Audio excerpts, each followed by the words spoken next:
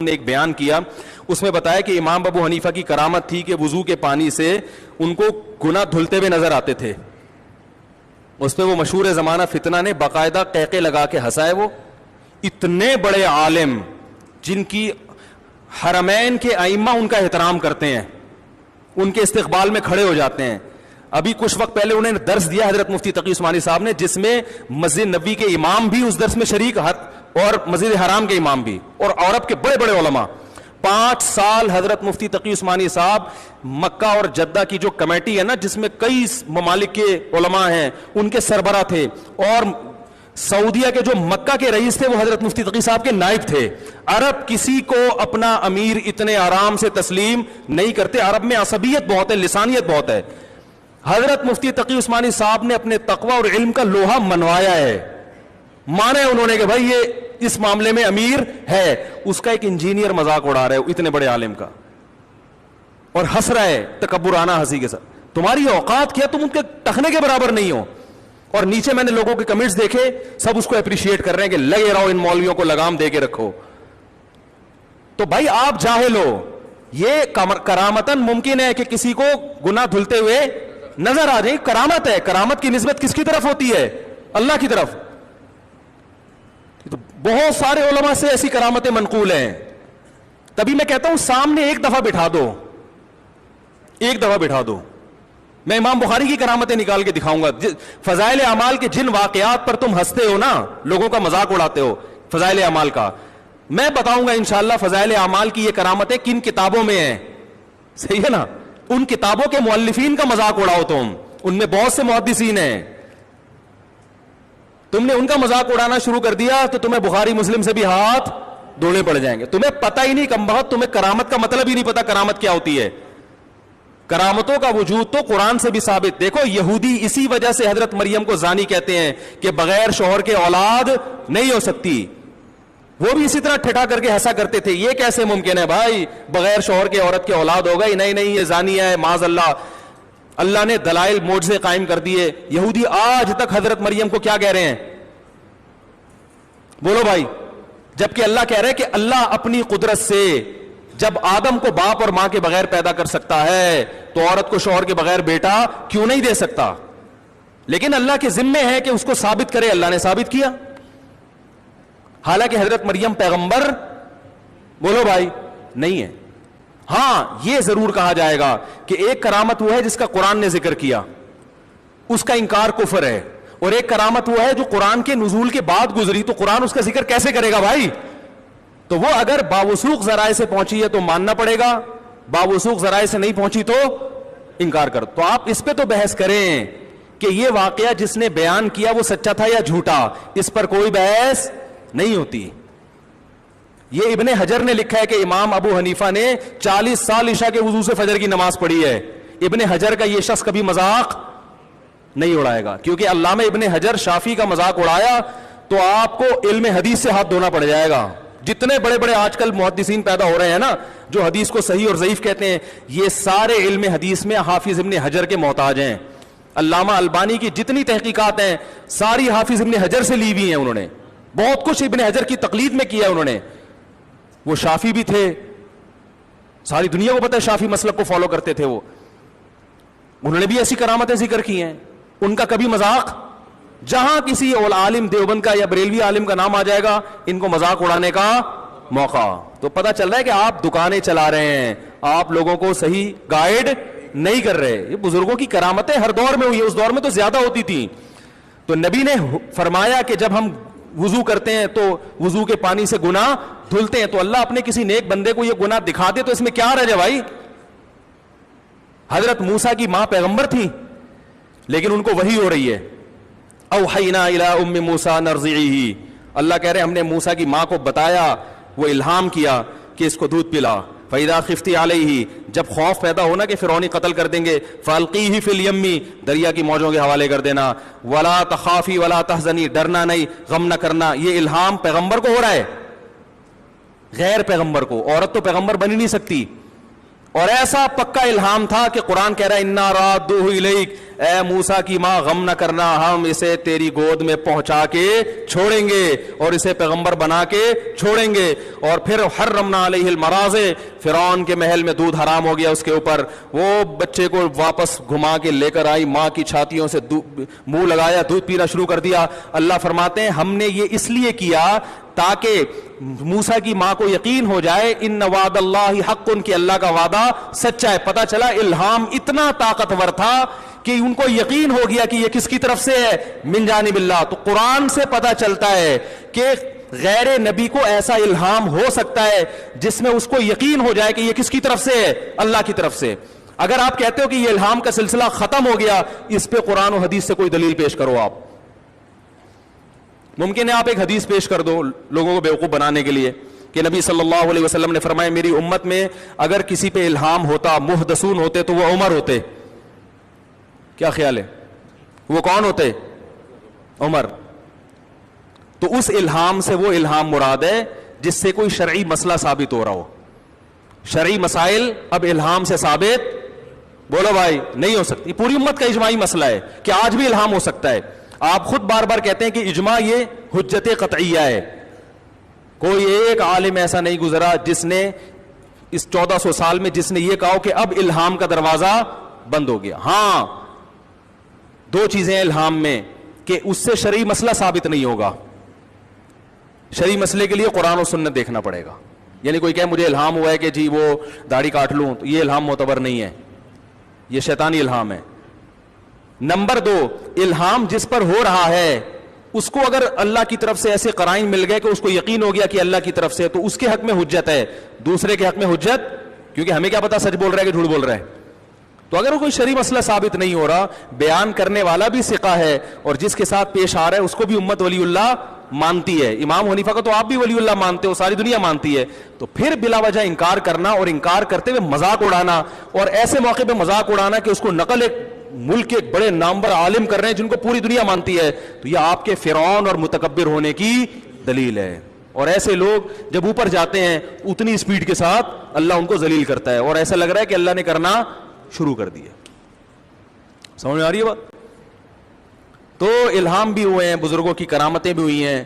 ایک صاحب کہنے لگے وہ فلاں نے بزرگ نے کشتی فلاں کی پار لگا دی تھی. میں نے کہا اگر وہ یہ سمجھتے ہیں کہ اللہ نے پار لگائی تھی کشتی اور ان بزرگ کو ذریعہ بنایا تو اللہ دنیا کا ہر کام کر سکتا ہے. جب اللہ سلیمان علیہ السلام کے دور میں، سلیمان علیہ السلام کے محل میں ایک بزرگ نے کہا تھا کہ آپ کی پلک جھپکنے سے پہلے میں تخت اٹھا کے لے آؤں گا، تو کشتی یہاں سے وہاں کرنا زیادہ مشکل ہے یا ملکہ سبا کا اتنا موٹا تازہ تخت پلک جھپکنے سے پہلے اٹھا کے یہاں لانا مشکل ہے؟ تو کیا وہ مشرک ہو گئے تھے؟ ارے سلیمان علیہ السلام کے دور میں سلیمان علیہ السلام نے کہا کون ہے جو ملکہ سبا کا تخت اٹھا کے لائے گا؟ ایک جن نے بولا کہ میں لے آؤں گا آپ کی مجلس برخاست ہونے سے پہلے. ایک بزرگ بیٹھے ہوئے تھے، انہوں نے کہا کہ میں پلک جھپکنے سے پہلے لے آؤں گا، اور یہ کہا اور تخت حاضر. تو یہ شرک ہو گیا. اگر یہ شرک ہے تو قرآن شرک کو کیا کر رہا ہے؟ پروموٹ کر رہا ہے. تو بھائی ہم یہی کہتے ہیں کہ وہ بزرگ نے یہ کام کس نے کیا؟ اللہ نے. ہاتھ کس کا استعمال ہوا؟ بزرگ کا. تو ایسے ہی کوئی توحید پرست بزرگوں، ان کے بارے میں کسی توحید پرست نے لکھا ہو کہ انہوں نے فلاں کی کشتی پار لگا دی تھی اور اس کا مقصد یہ ہو کہ لگائی اللہ نے تھی، ہاتھ کس کا استعمال ہوا؟ ان کا. تو یہ عین ممکن ہے. اس پہ کلپ بنا کے لوگوں کو الو بنانے کی کوشش کرنا اور توحید کا ٹھیکیدار بننے کی کوشش کرنا، اس سے بیوقوف لوگ الو بن جائیں گے. جو پڑھے لکھے ہیں، جو واقعی توحید کی حقیقی اور کرامت، توحید اور معجزے میں فرق جانتے ہیں، وہ اس سے الو نہیں بنتے. ہاں یہ ضروری ہے کہ ایسے واقعات مستند ذرائع سے ملنے چاہیے. تو آپ ان کی صنعت پہ بحث کریں. واقعہ کی نفی کر دینا اور مذاق اڑا کے، یہ آپ کے بیوقوف ہونے کی، جاہل ہونے کی دلیل ہے.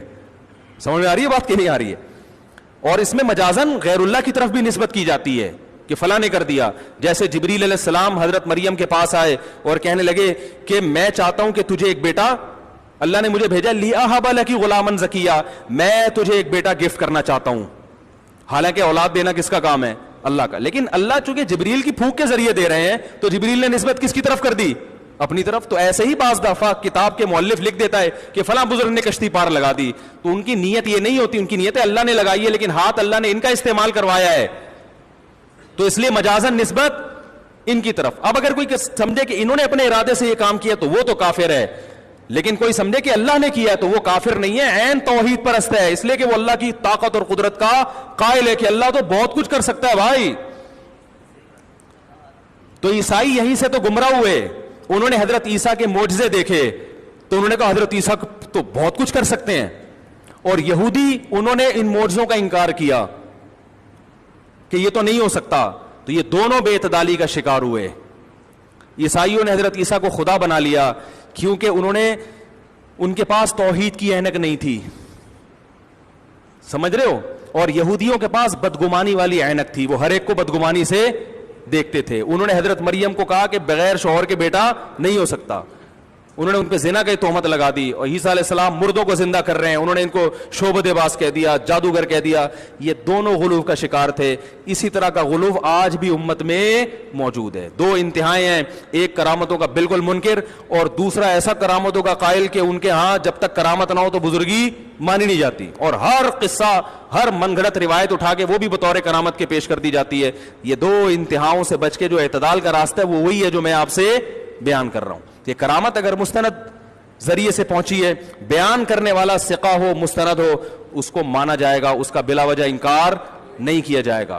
اور اگر مستند ذریعہ نہیں ہے تو بھائی پھر اس کو بیان کرنے کی ضرورت نہیں ہے. پھر ہو بھی سکتا ہے, یہ بھی ہو سکتا ہے کہ ہوا ہو, یہ بھی ہو سکتا ہے کہ نہ ہو. ابھی حضرت مفتی تقی عثمانی صاحب دامت برکاتہم نے ایک بیان کیا, اس میں بتایا کہ امام ابو حنیفہ کی کرامت تھی کہ وضو کے پانی سے ان کو گناہ دھلتے ہوئے نظر آتے تھے. اس پہ وہ مشہور زمانہ فتنہ نے باقاعدہ قہقے لگا کے ہنسا ہے. وہ اتنے بڑے عالم جن کی حرمین کے ائمہ ان کا احترام کرتے ہیں, ان کے استقبال میں کھڑے ہو جاتے ہیں. ابھی کچھ وقت پہلے انہیں درس دیا حضرت مفتی تقی عثمانی صاحب نے, جس میں مسجد نبوی کے امام بھی اس درس میں شریک اور مسجد حرام کے امام بھی, اور عرب کے بڑے بڑے علماء. 5 سال حضرت مفتی تقی عثمانی صاحب مکہ اور جدہ کی جو کمیٹی ہے نا, جس میں کئی ممالک کے علماء ہیں, ان کے سربراہ تھے, اور سعودیہ کے جو مکہ کے رئیس تھے وہ حضرت مفتی تقی صاحب کے نائب تھے. عرب کسی کو اپنا امیر اتنے آرام سے تسلیم نہیں کرتے, عرب میں عصبیت بہت ہے, لسانیت بہت ہے. حضرت مفتی تقی عثمانی صاحب نے اپنے تقوی اور علم کا لوہا منوایا ہے, مانا ہے انہوں نے کہ بھائی یہ اس معاملے میں امیر ہے. اس کا ایک انجینئر مذاق اڑا رہا ہے اتنے بڑے عالم کا, اور ہنس رہا ہے تکبرانہ ہنسی کے ساتھ. تمہاری اوقات کیا, تم ان کے ٹخنے کے برابر نہیں ہو. اور نیچے میں نے لوگوں کے کمنٹس دیکھے, سب اس کو اپریشیٹ کر رہے ہیں کہ لگے رہو, ان مولویوں کو لگام دے کے رکھو. تو بھائی آپ جاہل ہو, یہ کرامتاً ممکن ہے کہ کسی کو گناہ دھلتے ہوئے نظر آ جائے, کرامت ہے. کرامت کی نسبت کس کی طرف ہوتی ہے؟ اللہ کی طرف. تو بہت سارے علماء سے ایسی کرامتیں منقول ہیں. تبھی میں کہتا ہوں سامنے ایک دفعہ بٹھا دو, ایک دفعہ بٹھا دو. میں امام بخاری کی کرامتیں نکال کے دکھاؤں گا. فضائل اعمال کے جن واقعات پر تم ہنستے ہو نا, لوگوں کا مذاق اڑاتے ہو فضائل اعمال کا, میں بتاؤں گا انشاءاللہ فضائل اعمال کی یہ کرامتیں کن کتابوں میں ہیں. صحیح ہے نا؟ ان کتابوں کے مؤلفین کا مذاق اڑاؤ تم, ان میں بہت سے محدثین ہیں. تم نے ان کا مذاق اڑانا شروع کر دیا تو تمہیں بخاری مسلم سے بھی ہاتھ دھونے پڑ جائیں گے. تمہیں پتہ ہی نہیں کم بخت, تمہیں کرامت کا مطلب ہی نہیں پتا کرامت کیا ہوتی ہے. کرامتوں کا وجود تو قرآن سے بھی ثابت. دیکھو یہودی اسی وجہ سے حضرت مریم کو زانی کہتے ہیں کہ بغیر شوہر کے اولاد نہیں ہو سکتی. وہ بھی اسی طرح ٹھٹا کر کے ہنسا کرتے تھے, یہ کیسے ممکن ہے بھائی بغیر شوہر کے عورت کے اولاد ہوگا ہی نہیں, نہیں یہ زانیہ ہے معاذ اللہ. اللہ نے دلائل معجزے قائم کر دیے. یہودی آج تک حضرت مریم کو کیا کہہ رہے ہیں؟ بولو بھائی. جبکہ اللہ کہہ رہے کہ اللہ اپنی قدرت سے جب آدم کو باپ اور ماں کے بغیر پیدا کر سکتا ہے تو عورت کو شوہر کے بغیر بیٹا کیوں نہیں دے سکتا؟ لیکن اللہ کے ذمے ہے کہ اس کو ثابت کرے. اللہ نے ثابت کیا. حالانکہ حضرت مریم پیغمبر بولو بھائی نہیں ہے. ہاں یہ ضرور کہا جائے گا کہ ایک کرامت وہ ہے جس کا قرآن نے ذکر کیا, اس کا انکار کفر ہے, اور ایک کرامت وہ ہے جو قرآن کے نزول کے بعد گزری, تو قرآن اس کا ذکر کیسے کرے گا بھائی؟ تو وہ اگر باوثوق ذرائع سے پہنچی ہے تو ماننا پڑے گا, باوثوق ذرائع سے نہیں پہنچی تو انکار کر. تو آپ اس پہ تو بحث کریں کہ یہ واقعہ جس نے بیان کیا وہ سچا تھا یا جھوٹا، اس پر کوئی بحث نہیں ہوتی. یہ ابن حجر نے لکھا ہے کہ امام ابو حنیفہ نے 40 سال عشاء کے وضو سے فجر کی نماز پڑھی ہے.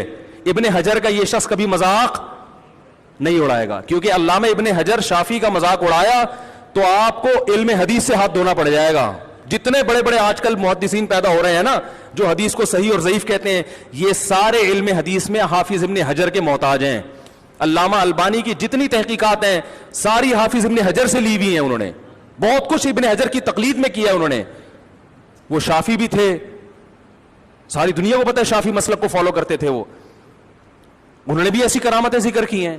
ان کا کبھی مذاق, جہاں کسی عالم دیوبند کا یا بریلوی عالم کا نام آ جائے گا ان کو مذاق اڑانے کا موقع. تو پتہ چل رہا ہے کہ آپ دکانیں چلا رہے ہیں, آپ لوگوں کو صحیح گائیڈ نہیں کر رہے. یہ بزرگوں کی کرامتیں ہر دور میں ہوئی ہیں, اس دور میں تو زیادہ ہوتی تھیں. تو نبی نے فرمایا کہ جب ہم وضو کرتے ہیں تو وضو کے پانی سے گناہ دھلتے ہیں, تو اللہ اپنے کسی نیک بندے کو یہ گناہ دکھا دے تو اس میں کیا رہ جائے بھائی. حضرت موسیٰ کی ماں پیغمبر تھی لیکن ان کو وحی ہو رہی ہے. اوحینا الی ام موسیٰ نرضعیہ, اللہ کہہ رہے ہیں ہم نے موسیٰ کی ماں کو بتایا, وہ الہام کیا کہ اس کو دودھ پلا.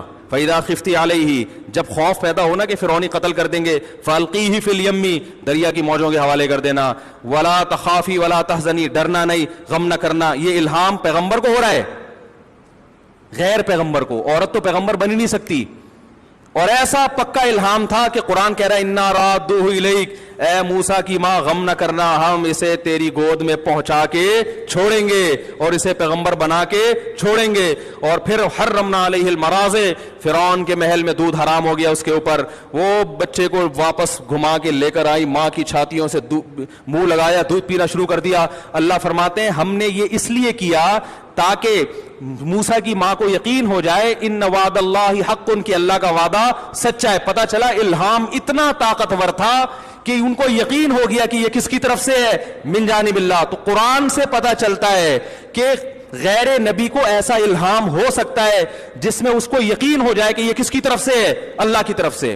اگر آپ کہتے ہو کہ یہ الہام کا سلسلہ ختم ہو گیا, اس پہ قرآن و حدیث سے کوئی دلیل پیش کرو. آپ ممکن ہے آپ ایک حدیث پیش کر دو لوگوں کو بیوقوف بنانے کے لیے کہ نبی صلی اللہ علیہ وسلم نے فرمایا میری امت میں اگر کسی پہ الہام ہوتا, محدثون ہوتے, تو وہ عمر ہوتے. کیا خیال ہے, وہ کون ہوتے؟ عمر. تو اس الہام سے وہ الہام مراد ہے جس سے کوئی شرعی مسئلہ ثابت ہو رہا ہو. شرعی مسائل اب الہام سے ثابت, بولو بھائی, نہیں ہو سکتی. پوری امت کا اجماعی مسئلہ ہے کہ آج بھی الہام ہو سکتا ہے. آپ خود بار بار کہتے ہیں کہ اجماع یہ حجت قطعیہ ہے. کوئی ایک عالم ایسا نہیں گزرا جس نے اس 1400 سال میں جس نے یہ کہا کہ اب الہام کا دروازہ بند ہو گیا. ہاں, دو چیزیں ہیں الہام میں کہ اس سے شرعی مسئلہ ثابت نہیں ہوگا. شرعی مسئلے کے لیے قرآن و سنت دیکھنا پڑے گا. یعنی کوئی کہے مجھے الہام ہوا ہے کہ جی وہ داڑھی کاٹ لوں, تو یہ الہام معتبر نہیں ہے, یہ شیطانی الہام ہے. نمبر 2, الہام جس پر ہو رہا ہے اس کو اگر اللہ کی طرف سے ایسے قرائن مل گئے کہ اس کو یقین ہو گیا کہ اللہ کی طرف سے, تو اس کے حق میں حجت ہے, دوسرے کے حق میں حجت, کیونکہ ہمیں کیا پتا سچ بول رہا ہے کہ جھوٹ بول رہا ہے. تو اگر وہ کوئی شرعی مسئلہ ثابت نہیں ہو رہا, بیان کرنے والا بھی ثقہ ہے اور جس کے ساتھ پیش آ رہا ہے اس کو بھی امت ولی اللہ مانتی ہے. امام حنیفہ کو تو آپ بھی ولی اللہ مانتے ہو, ساری دنیا مانتی ہے. تو پھر بلا وجہ انکار کرنا اور انکار کرتے ہوئے مذاق اڑانا, اور ایسے موقع پہ مذاق اڑانا کہ اس کو نقل ایک ملک کے ایک بڑے نامور عالم کر رہے ہیں جن کو پوری دنیا مانتی ہے, تو یہ آپ کے فرعون اور متکبر ہونے کی دلیل ہے. اور ایسے لوگ جب اوپر جاتے ہیں اتنی اسپیڈ کے ساتھ اللہ ان کو ذلیل کرتا ہے, اور ایسا لگ رہا ہے کہ اللہ نے کرنا شروع کر دیا. سمجھ میں آ رہی ہے بات؟ تو الہام بھی ہوئے ہیں, بزرگوں کی کرامتیں بھی ہوئی ہیں. ایک صاحب کہنے لگے وہ فلاں نے بزرگ نے کشتی فلاں کی پار لگا دی تھی. میں نے کہا اگر وہ یہ سمجھتے ہیں کہ اللہ نے پار لگائی تھی کشتی اور ان بزرگ کو ذریعہ بنایا, تو اللہ دنیا کا ہر کام کر سکتا ہے. جب اللہ سلیمان علیہ السلام کے دور میں, سلیمان علیہ السلام کے محل میں ایک بزرگ نے کہا تھا کہ آپ کی پلک جھپکنے سے پہلے میں تخت اٹھا کے لے آؤں گا, تو کشتی یہاں سے وہاں کرنا زیادہ مشکل ہے یا ملکہ سبا کا اتنا موٹا تازہ تخت پلک جھپکنے سے پہلے اٹھا کے یہاں لانا مشکل ہے؟ تو کیا وہ مشرک ہو گئے تھے؟ ارے سلیمان علیہ الصلوۃ والسلام کے دور میں سلیمان علیہ السلام نے کہا کون ہے جو ملکہ سبا کا تخت اٹھا کے لائے گا؟ ایک جن نے بولا کہ میں لے آؤں گا آپ کی مجلس برخاست ہونے سے پہلے. ایک بزرگ بیٹھے ہوئے تھے, انہوں نے کہا کہ میں پلک جھپکنے سے پہلے لے آؤں گا, اور یہ کہا اور تخت حاضر. تو یہ شرک ہو گیا. اگر یہ شرک ہے تو قرآن شرک کو کیا کر رہا ہے؟ پروموٹ کر رہا ہے. تو بھائی ہم یہی کہتے ہیں کہ وہ بزرگ نے یہ کام کس نے کیا؟ اللہ نے. ہاتھ کس کا استعمال ہوا؟ بزرگ کا. تو ایسے ہی کوئی توحید پرست بزرگوں, ان کے بارے میں کسی توحید پرست نے لکھا ہو کہ انہوں نے فلاں کی کشتی پار لگا دی تھی, اور اس کا مقصد یہ ہو کہ لگائی اللہ نے تھی, ہاتھ کس کا استعمال ہوا؟ ان کا. تو یہ عین ممکن ہے. اس پہ کلپ بنا بنا کے لوگوں کو الو بنانے کی کوشش کرنا اور توحید کا ٹھیکیدار بننے کی کوشش کرنا, اس سے بے وقوف لوگ الو بن جائیں گے. جو پڑھے لکھے ہیں, جو واقعی توحید کی حقیقی اور کرامت, توحید اور معجزے میں فرق جانتے ہیں, وہ اس سے الو نہیں بنتے. ہاں یہ ضروری ہے کہ ایسے واقعات مستند ذرائع سے ملنے چاہیے, تو آپ ان کی سند پہ بحث کریں.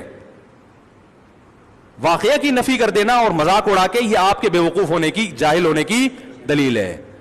سمجھ میں آ رہی ہے بات کہ نہیں آ رہی ہے؟ اور اس میں مجازن غیر اللہ کی طرف بھی نسبت کی جاتی ہے کہ فلاں نے کر دیا. جیسے جبریل علیہ السلام حضرت مریم کے پاس آئے اور کہنے لگے کہ میں چاہتا ہوں کہ تجھے ایک بیٹا, اللہ نے مجھے بھیجا لِأَهَبَ لَكِ غُلَامًا زَكِيًّا, میں تجھے ایک بیٹا گفٹ کرنا چاہتا ہوں. حالانکہ اولاد دینا کس کا کام ہے؟ اللہ کا. لیکن اللہ چونکہ جبریل کی پھونک کے ذریعے دے رہے ہیں, تو جبریل نے نسبت کس کی طرف کر دی؟ اپنی طرف. تو ایسے ہی بعض دفعہ کتاب کے مؤلف لکھ دیتا ہے کہ فلاں بزرگ نے کشتی پار لگا دی, تو ان کی نیت یہ نہیں ہوتی. ان کی نیت ہے اللہ نے لگائی ہے, لیکن ہاتھ اللہ نے ان کا استعمال کروایا ہے, تو اس لیے مجازن نسبت ان کی طرف. اب اگر کوئی سمجھے کہ انہوں نے اپنے ارادے سے یہ کام کیا تو وہ تو کافر ہے, لیکن کوئی سمجھے کہ اللہ نے کیا تو وہ کافر نہیں ہے, عین توحید پرست ہے, اس لیے کہ وہ اللہ کی طاقت اور قدرت کا قائل ہے کہ اللہ تو بہت کچھ کر سکتا ہے بھائی. تو عیسائی یہیں سے تو گمراہ ہوئے. انہوں نے حضرت عیسیٰ کے معجزے دیکھے تو انہوں نے کہا حضرت عیسیٰ تو بہت کچھ کر سکتے ہیں, اور یہودی انہوں نے ان معجزوں کا انکار کیا کہ یہ تو نہیں ہو سکتا. تو یہ دونوں بے اعتدالی کا شکار ہوئے. عیسائیوں نے حضرت عیسیٰ کو خدا بنا لیا کیونکہ انہوں نے, ان کے پاس توحید کی اینک نہیں تھی, سمجھ رہے ہو, اور یہودیوں کے پاس بدگمانی والی اینک تھی, وہ ہر ایک کو بدگمانی سے دیکھتے تھے. انہوں نے حضرت مریم کو کہا کہ بغیر شوہر کے بیٹا نہیں ہو سکتا, انہوں نے ان پہ زنا کی تہمت لگا دی. اور عیسیٰ علیہ السلام مردوں کو زندہ کر رہے ہیں, انہوں نے ان کو شعبد باز کہہ دیا, جادوگر کہہ دیا. یہ دونوں غلو کا شکار تھے. اسی طرح کا غلو آج بھی امت میں موجود ہے. دو انتہائیں ہیں, ایک کرامتوں کا بالکل منکر, اور دوسرا ایسا کرامتوں کا قائل کہ ان کے ہاں جب تک کرامت نہ ہو تو بزرگی مانی نہیں جاتی, اور ہر قصہ, ہر من گھڑت روایت اٹھا کے وہ بھی بطور کرامت کے پیش کر دی جاتی ہے. یہ دو انتہاؤں سے بچ کے جو اعتدال کا راستہ ہے وہ وہی ہے جو میں آپ سے بیان کر رہا ہوں. یہ کرامت اگر مستند ذریعے سے پہنچی ہے, بیان کرنے والا ثقہ ہو, مستند ہو, اس کو مانا جائے گا, اس کا بلا وجہ انکار نہیں کیا جائے گا. اور اگر مستند ذریعہ نہیں ہے تو بھائی پھر اس کو بیان کرنے کی ضرورت نہیں ہے. پھر ہو بھی سکتا ہے, یہ بھی ہو سکتا ہے کہ ہوا ہو, یہ بھی ہو سکتا ہے کہ نہ ہو. ابھی حضرت مفتی تقی عثمانی صاحب دامت برکاتہم نے ایک بیان کیا, اس میں بتایا کہ امام ابو حنیفہ کی کرامت تھی کہ وضو کے پانی سے ان کو گناہ دھلتے ہوئے نظر آتے تھے. اس پہ وہ مشہور زمانہ فتنہ نے باقاعدہ قہقے لگا کے ہنسائے. وہ اتنے بڑے عالم جن کی حرمین کے ائمہ ان کا احترام کرتے ہیں, ان کے استقبال میں کھڑے ہو جاتے ہیں. ابھی کچھ وقت پہلے انہیں درس دیا حضرت مفتی تقی عثمانی صاحب نے, جس میں مسجد نبوی کے امام بھی اس درس میں شریک, اور مسجد حرام کے امام بھی, اور عرب کے بڑے بڑے علماء. 5 سال حضرت مفتی تقی عثمانی صاحب مکہ اور جدہ کی جو کمیٹی ہے نا, جس میں کئی ممالک کے علماء ہیں, ان کے سربراہ تھے, اور سعودیہ کے جو مکہ کے رئیس تھے وہ حضرت مفتی تقی صاحب کے نائب تھے. عرب کسی کو اپنا امیر اتنے آرام سے تسلیم نہیں کرتے. عرب میں عصبیت بہت ہے, لسانیت بہت ہے.